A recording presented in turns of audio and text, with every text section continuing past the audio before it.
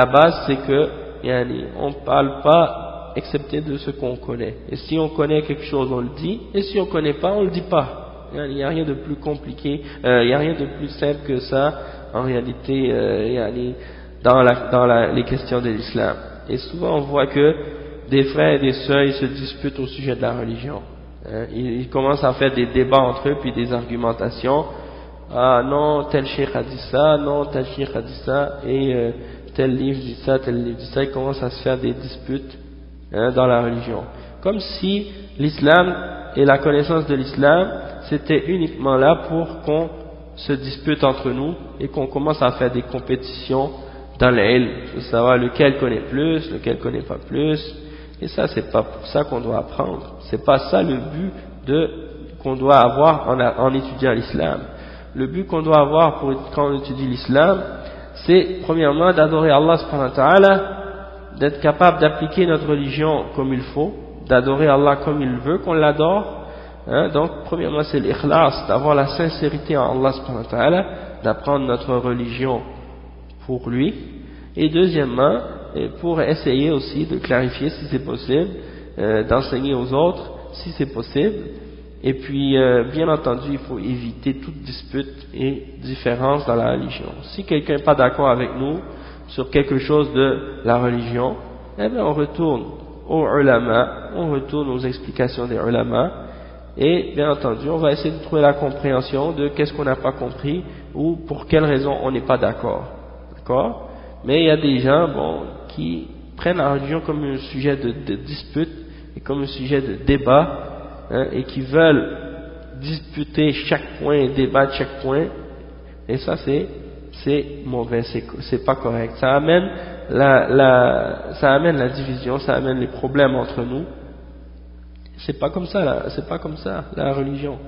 Le but c'est de comprendre et clarifier. Et si on regarde les ulama entre eux, comment ils agissent, quand deux parmi les ulama ont deux positions différentes, comment ils agissent entre eux, Est-ce qu'ils vont agir comme nous on agit entre nous, alors que eux ce sont des ulama, on voit leur comportement lorsqu'ils ont un désaccord. Et là, moi bien entendu, je parle entre salafis, c'est-à-dire un salafi avec un autre.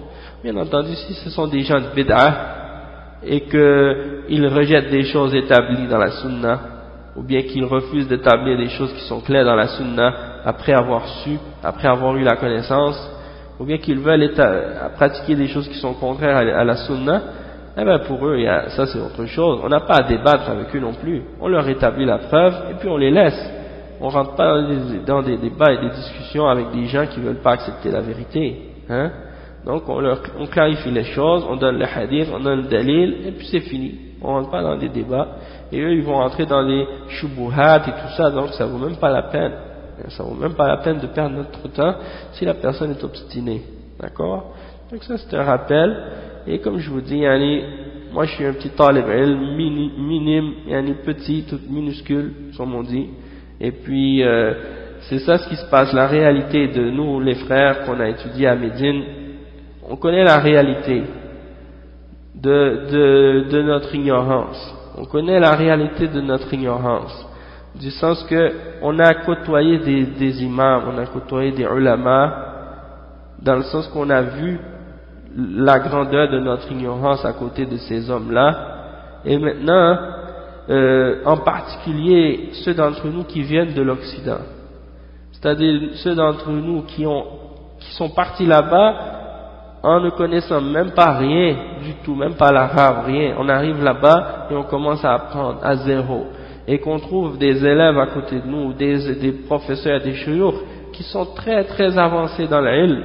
Et là on voit la différence. Et quand on revient ici, en Occident ou en France ou en Amérique, eh ben on est parmi des musulmans qui ont encore moins de connaissances que nous.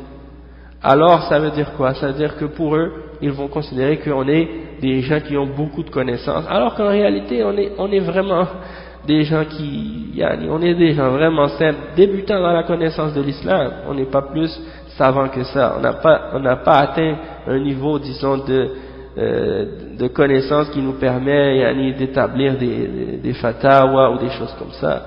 Et même si quelqu'un a complété 4 ans à l'université islamique de Médine, il n'est pas un alim quand il termine ses études. Et même s'il a un doctorat, il n'est pas un alim quand il termine ses études. C'est des études qui sont là pour, disons, nous donner les clés de la connaissance. Qu'est-ce qu'on étudie quand on est à Médine?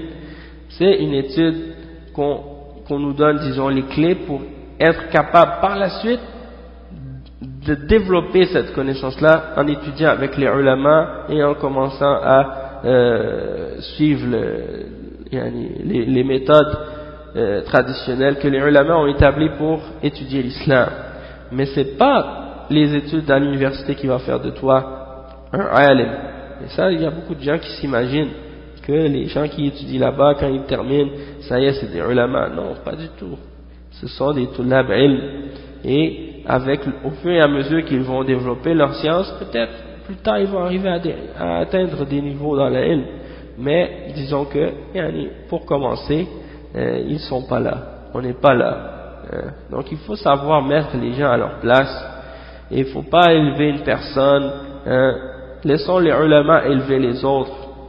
C'est pas à nous, entre nous, de s'élever nous-mêmes les uns les autres. D'accord? Donc comme je dis, retournons aux ulama. Si on a des questions à poser, on pose aux ulama, on retourne aux ulama. Et bien sûr, il y a des questions que les tulab ilm, on a tous étudié des choses de base, disons des choses que tout le monde est supposé savoir, mais quand même, toujours retourner ahlul ilm, l'ulama, et nous on est juste, disons, des gens qui on essaie de faire diffuser une connaissance, de faire circuler la connaissance de l'islam autour de nous, parce que actuellement c'est l'ignorance qui est diffusée, c'est le jahl, et parfois même al jahl al murakkab, c'est-à-dire l'ignorance double, dans le sens que les gens ont appris des choses fausses et maintenant il faut corriger ça. Donc ça demande beaucoup de temps, beaucoup d'efforts. Et ça c'est juste un rappel que je voulais vous faire parce que, bon, on sait qu'il y a eu plein d'exemples de gens qui ont dépassé la limite parfois dans ce sujet-là. Donc on essaie de nous rappeler que on est des débutants, on essaie de commencer à apprendre un peu quelque chose de notre religion. Donc en premier, étudier l'arabe, commencer à essayer de faire des efforts pour apprendre votre langue arabe parce que c'est très important. Et puis par la suite, si vous êtes capable d'étudier des choses de base, l'usul al-thalatha, kitab al-tawhid, des choses de base, les hadiths, arba'un nawawiyya, des choses comme ça, et là vous montez, vous construisez là-dessus. Coran, hifzul Coran, ça c'est fondamental. Maîtriser le Coran, parce que des fois on néglige ça, et en particulier les salafis doivent maîtriser ça plus que les autres, et ça des fois c'est des choses que les gens de bid'a utilisent contre nous parfois, parce qu'ils disent écoutez, vous les salafis vous parlez là mais vous connaissez rien, vous savez même pas le Coran, vous savez même pas l'arabe, et puis vous parlez comme si vous critiquez les ulama, vous critiquez ci, vous critiquez ça. Souvent on entend cette shubha parce qu'ils s'imaginent eux que parce que certains connaissent pas l'arabe, ils peuvent pas comprendre la réalité du manhaj des salafs. D'accord? Non, c'est pas nécessaire que tu peux pas, même si tu connais pas l'arabe parfaitement ou que tu connais pas l'arabe, que tu peux pas savoir la réalité entre la bid'a et la sunna. Ça, c'est pas une excuse.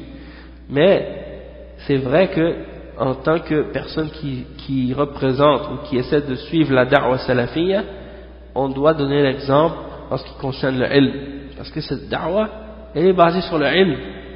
Donc si tu n'as pas d'ilm, tu représentes mal, tu donnes une mauvaise représentation de cette da'wa. Alors il faut faire des efforts pour concentrez-vous sur le Coran, sur les hadiths, sur la langue arabe. Vous commencez avec ça et je vous dis vous allez être occupé pour passer vos temps libres, et le temps qu'on a à gaspiller là, eh bien, laissez-moi vous dire, vous n'allez pas avoir de temps à gaspiller. On a tellement de choses à apprendre, et on devait même pas avoir du temps à perdre dans des débats et des disputes entre nous. Ça là, c'est fondamental. Et puis de connaître notre manhaj, et de retourner aux paroles des ulama, ça c'est fondamental également. Donc je vais vous laisser avec ça.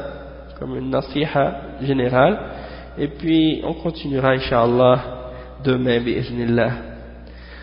سبحانك اللهم وبحمدك أشهد أن لا إله إلا أنت أستغفرك وأتوب إليك بارك الله فيكم.